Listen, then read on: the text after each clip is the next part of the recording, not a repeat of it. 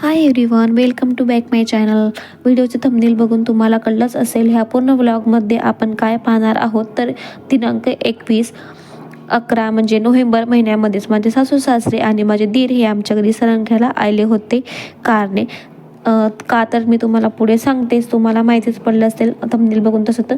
तर रात्री मस्त मी अशी मसालेदार तूरची दाणांची भाजी बनवली होती. मस्तपैकी आम्ही जेवण केलं आणि मी जे तुम्ही स्टार्टिंगला पाहिलं त्यानंतर दुसऱ्या दिवशी सकाळी आम्ही सगळे 6:15 सगळे उठालेले होते आणि सगळ्यांची आंघोळ वगैरे ब्रश वगैरे करून झालं होतं. चाय पाणी पण झाली होती.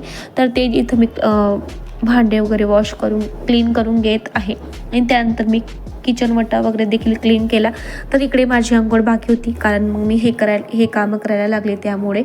तर इथे मी सगळं किचन क्लीन वगैरे किचन वटा क्लीन वगैरे केला आणि मग माझी अंघोळ पण झाली.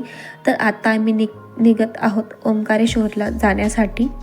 लास्टला मीच निघाली, कारण लॉक वगैरे मलाच लावायचं असतं. आणि मग ते सगळे जाऊन खाली बसले होते कारमध्ये. आणि तुम्ही अजूनही माझ्या चॅनलला सबस्क्राईब केलं नसेल तर करा. मी माझ्या चॅनलवर बरेच प्रकारचे व्हिडिओ अपलोड करते, जसे की तुम्ही आतापर्यंत पाहतच आले असाल आणि पुढे देखील पाहाल. ट्रॅव्हल्स रिलेटेड आणि बरेच छोटे मोठे व्हिडिओ तुम्हाला नक्की आवडेल. आणि अजूनही केलं नसेल तर नक्की करा. तुमच्या फ्रेंड्स फॅमिलीमध्ये सुद्धा माझं चॅनल शेअर करा आणि व्हिडिओ लास्टपर्यंत पहा, तुम्हाला खूप मजा येईल. तर आम्ही एका ठिकाणी मध्ये 11-12च्या दरम्यान एका रेस्टॉरंटमध्ये गेलो होतो नाश्ता करायला. तिथं थांबलेलो होतो.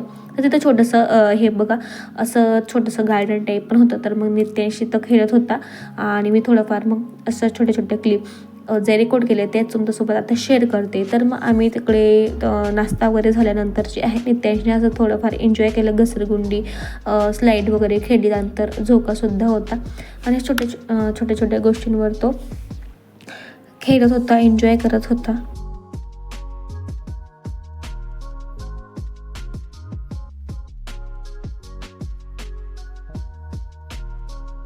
त्यानंतर इथं हे अशा पद्धतीने लावलं होतं. तर मग आई म्हणे तुम्ही तुमचे इथं फोटो काढा. तर आम्ही इथं 1-2 फोटो काढे. तर हे जुलवानिया होतं. तर इथं आम्ही रेस्टॉरंटमध्ये नाश्ता केला आणि तिथून निघालो, जसं की तुम्ही पाहिलं कारमध्ये. आणि फायनली आम्ही ओंकारेश्वरच्या रस्त्याकडे निघालो आहोत. तर अगोदर आम्ही ओंकारेश्वरला जाऊ आणि तेच आता तुम्हाला पुढे पाहायला मिळेल. तर चला, व्हिडिओ शेवटपर्यंत नक्की कंटिन्यू करा आणि आवडला तर लाईक, शेअर आणि माझ्या चॅनलला प्लीज सबस्क्राईब करा. तर ही नदी ॲक्च्युली ओंकारेश्वरला जाताना जी नदी लागते तर ती आहे आणि केवढी मोठी आहे तुम्ही पाहू शकता. तर मी कारमधूनच हा व्हिडिओ शूट केला होता, तर तुमच्यासोबत शेअर करते. तर आम्हाला जाताना 2 नद्या लागल्या होत्या, नर्मदा आणि शिप्रा. तर आय थिंक आता त्यांच्यामधून ही कोणती ते तर मला एक्झॅक्टली माहिती नाही आहे, पण तुम्ही पाहू शकता तिची लांबी आणि रुंदी कशी आहे. तर फायनली आपलं ओंकारेश्वर आलेलं आहे इथं, तुम्ही पाहू शकता.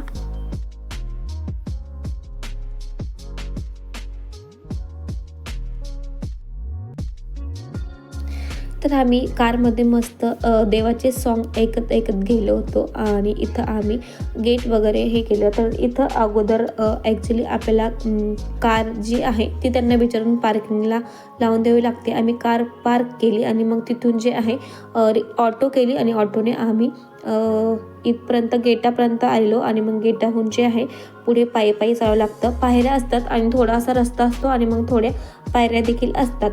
तर नित्यांश आणि मी पुढे होतो आणि माझे फॅमिलीचे जे मेंबर होते तर ते माझे मागे होते, कारण त्यांना व्हिडिओमध्ये म्हणजे त्यांना स्वतःला दिसायचं नव्हतं आणि त्यांनी नाही सांगितलं होतं, म्हणून मी त्यांना काही घेतलं नव्हतं.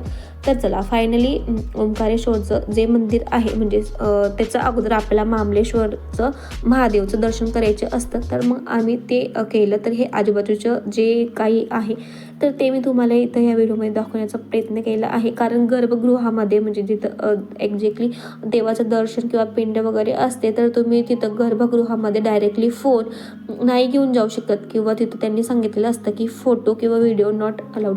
त्यामुळे मी मध्ये नाही नेला होता. आणि इथं माकड वगैरे होते तर त्यांची पण थोडी भीती होती की ते मोबाईल वगैरे घेऊन घेतील म्हणून. तर मग मस्त असं दर्शन झालं आणि मग नंतर आम्ही तिथं थोडा आराम केला आणि फोटो वगैरे शूट केले. आणि मग नंतर हे जे आहे तर हा जो पूल आहे हा पूल वर आपल्याला जाऊन जे आहे मग इकडच्या साईडला एक मोठं मंदिर आहे, तर मग तिथं दर्शन करायचं असतं.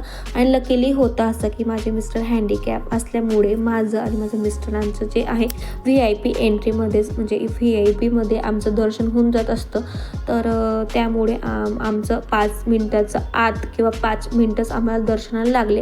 दर्शन केलं आणि आत खूप गर्दी होती, त्यामुळे मी मोबाईल काढलेला नव्हता आणि येताना हे शूट केलं मी. तर आजूबाजूला तुम्ही बघू शकता अशा पद्धतीने रांगाच्या रांगा लागल्या होत्या. पण लकीली माझं फक्त 5 ते 10 मिनटामध्ये आमचं पूर्ण फॅमिलीचं दर्शन झालं होतं. आणि हाच तो पूल आहे जो की आपल्याला याच्यावरून चालून जायचं असतं आणि मग मामलेश्वर महादेवाचं नंतर दुसरी महादेवाचं पिंडचं दर्शन करायचं असतं.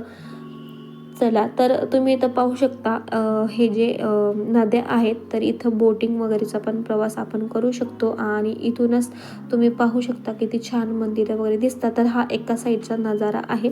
दुसऱ्या साईडला देखील असंच होतं. आणि नितेशला खूप इच्छा होती की नावमध्ये बसायला, असं त्याला बरंच समजायला लागलं. पण आम्हाला पुढे जायला उशीर होऊन गेला असता, त्यामुळे मग आम्ही किंवा फॅमिली मेंबर होते की नको, पुढे आपल्याला निघायला उशीर होईल, त्यामुळे मग आम्ही नाही बसलो. तर इथून आम्ही निघालो आणि तुम्ही पाहू शकता कशा पद्धतीने हे मंदिरची रचना केलेली आहे आणि किती छान आणि सुंदर आहे. ओंकारेश्वर तिथला नजारा होता. आणि आम्ही आता इथून निघत आहोत इंदोरचा प्रवासाला. पुढच्या व्हिडिओमध्ये तुम्हाला इंदोरचा प्रवास पाहायला मिळेल. तर जाता जाता आम्ही इथं मस्त उसाचा रस एन्जॉय केला आणि अशा पद्धतीने जे आहे मंदिराचं आनंद घेत इथून आम्ही आता आमच्या कारमधून निघालो आहोत. आणि पुढचा प्रवास हा इंदोरचा राहील. Thanks for watching. भेटूयात आपण नवीन अशाच इंटरेस्टिंग व्हिडिओसोबत. बाय. Thanks for